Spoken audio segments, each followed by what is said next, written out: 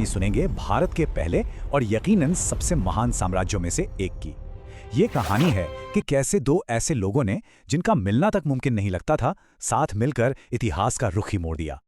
तो सवाल ये उठता है कि आखिर एक लड़का जिसे उसके अपने ही परिवार ने छोड़ दिया था और एक विद्वान जिसका भरी सभा में अपमान हुआ था, इन दोनों ने मिलकर भारत का पहला महान साम्राज्य खड़ा कैसे कर दिया?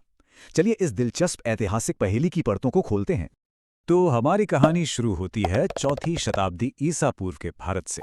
ये वो दौर था जब यहाँ अराजकता और उथल-पुथल का माहौल था। कोई एक देश नहीं था, बल्कि ये छोटे बड़े राज्यों का एक ऐसा मैदान था जहाँ हर कोई एक दूसरे से लड़ रहा था। उस समय के भारत में आप समझिए कि 3 बड़ी शक्तियां थीं। एक तरफ थे उत्तर भारत के 16 महाजनपद जो आपस में ही लड़ने में व्यस्त थे। दूसरी तरफ पूरब में मगध पर नंद साम्राज्य का कब्जा था। ये बहुत शक्तिशाली थे, पर लोग इनसे उतनी ही नफरत भी करते थे। और फिर उत्तर पश्चिम के दरवाजे पर सिकंदर की यूनानी सेना दस्तक दे रही थी। मतलब माहौल में अस्थिरता पूरी तरह से भरी हुई थी। नंद साम्राज्य का जो राजा था, उसका नाम था धनानंद। अब देखिए, ताकत और पैसे की कोई कमी नहीं थी। 2 लाख सैनिक, 20,000 घुड़सवार, 3,000 हाथी, खजाना भी भरा हुआ था। लेकिन वो बहुत ही अत्याचारी और घमंडी राजा था। जनता पर भारी टैक्स लगाता था। और तो और उसे निम्न कुल का माना जाता था, जिसकी वजह से जो पारंपरिक योद्धा वर्ग यानी क्षत्रिय थे, वो भी उससे खार खाए बैठे थे। तो बाहर से भले ही यह साम्राज्य मजबूत दिखे, पर अंदर से खोखला हो रहा था। अब इसी माहौल में पश्चिम से एक नया तूफान आता है, सिकंदर। वो भारत पर हमला करता है, पंजाब के राजा पोरस को हरा देता है। लेकिन उसकी सेना ब्यास नदी से आगे बढ़ने से साफ इनकार कर देती है। क्यों? क्योंकि उन्होंने नंदों की विशाल सेना के किस्से सुन रखे थे और वो थक भी चुके थे। फिर अचानक एक बड़ी घटना होती है। 323 ईसा पूर्व में बेबीलोन में सिकंदर की मौत हो जाती है और उसकी मौत के साथ ही उत्तर पश्चिम भारत में एक पावर वैक्यूम यानी एक शक्ति शून्य बन जाता है। एक ऐसा मौका जिसका कोई भी फायदा उठा सकता था। तो अब इस बड़ी जियोपॉलिटिकल उथल-पुथल से हटकर चलिए कहानी का फोकस उन 2 लोगों पर लाते हैं जो इस पूरे खेल को बदलने वाले थे। ये कहानी का टर्निंग पॉइंट है तक्षशिला के एक महान विद्वान चाणक्य।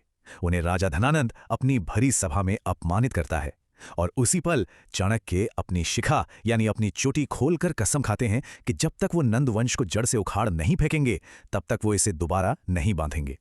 उनका यही अपमान एक बहुत बड़ी क्रांति की पहली चिंगारी बनता है। अब अपनी कसम पूरी करने के लिए चाणक्य को एक सही इंसान की तलाश थी और ये तलाश उन्हें एक साधारण से लड़के तक ले गई जिसका नाम था चंद्रगुप्त। चाणक्य ने चंद्रगुप्त को अपने दोस्तों के साथ राजा मंत्री का खेल खेलते हुए देखा और जिस तरह वो लड़का न्याय और नेतृत्व का प्रदर्शन कर रहा था, उससे देखकर चाणक्य को यकीन हो गया कि यही वो चिंगारी है जो आग बनेगी। यही वो लड़का है जो उनकी प्रतिज्ञा पूरी करेगा और भारत का सम्राट बनेगा। तो गुरु और शिष्य की ये जोड़ी अपने मिशन पर निकल पड़ती है, लेकिन उनकी पहली कोशिश कामयाब नहीं होती और उस नाकामी से उन्हें एक बहुत बड़ा सबक मिलता है। एक कहानी है कि चाणक्य को अपनी गलती का एहसास एक बहुत ही आम सी घटना से हुआ। उन्होंने एक माँ को अपने बच्चे को ये कहते सुना, जिसने गरम खिचड़ी के ठीक बीच में हाथ डालकर अपना हाथ जला लिया था। माँ ने कहा, मूर्ख हो क्या, बीच से नहीं किनारे से खाना शुरू करो जहां वो ठंडी है। बस चाणक्य को अपनी गलती समझ आ गई। उन्होंने भी मगध के शक्तिशाली केंद्र यानी राजधानी पर सीधे हमला कर दिया था। उन्हें अपनी स्ट्रैटेजी बदलनी पड़ी। इस नई गरम खिचड़ी वाली रणनीति के साथ उन्होंने पहले किनारों को जीतना शुरू किया।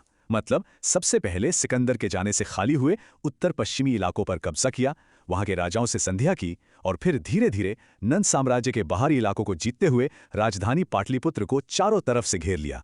जब राजधानी अकेली पड़ गई, तब उस पर आखिरी वार किया।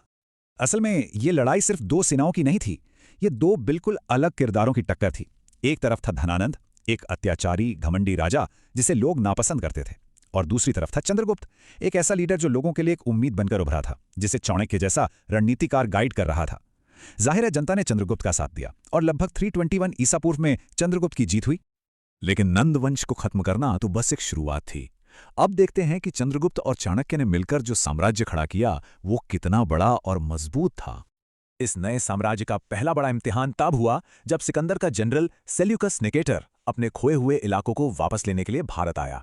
लेकिन इस बार उसका सामना किसी बिखरे हुए राज्य से नहीं, बल्कि चंद्रगुप्त मौर्य की एकजुट और शक्तिशाली सेना से था। और इस युद्ध में सेल्यूकस की करारी हार हुई। हार के बाद जो शांति समझौता हुआ, वो मौर्य साम्राज्य के लिए एक बहुत बड़ी डिप्लोमैटिक जीत थी। सेल्यूकस ने आज के अफगानिस्तान और बलूचिस्तान के बड़े हिस्से चंद्रगुप्त को सौंप दिए। इतना ही नहीं, अपनी बेटी की शादी भी चंद्रगुप्त से की। बदले में चंद्रगुप्त ने उसे 500 युद्ध हाथी तोहफे में दिए, जिन्होंने बाद में सेल्यूकस को पश्चिम की लड़ाइयां जीतने में बहुत मदद की। अब जरा इस साम्राज्य की ताकत का अंदाजा लगाइए। यूनानी इतिहासकारों के हिसाब से मौर्य सेना में पैदल सैनिकों की संख्या थी 6 लाख। और ये तो सिर्फ पैदल सैनिक थे। इनके अलावा थे 30,000 घुड़सवार और 9,000 जंगी हाथी। ये उस दौर की यानी प्राचीन दुनिया की सबसे बड़ी और सबसे ताकतवर सेनाओं में से एक थी। इसी के दम पर चंद्रगुप्त ने लगभग पूरे उपमहाद्वीप को एक झंडे के नीचे ला खड़ा किया। पर देखिए, सिर्फ सेना से साम्राज्य नहीं चलते, उसे चलाने के लिए एक मजबूत सिस्टम चाहिए होता है।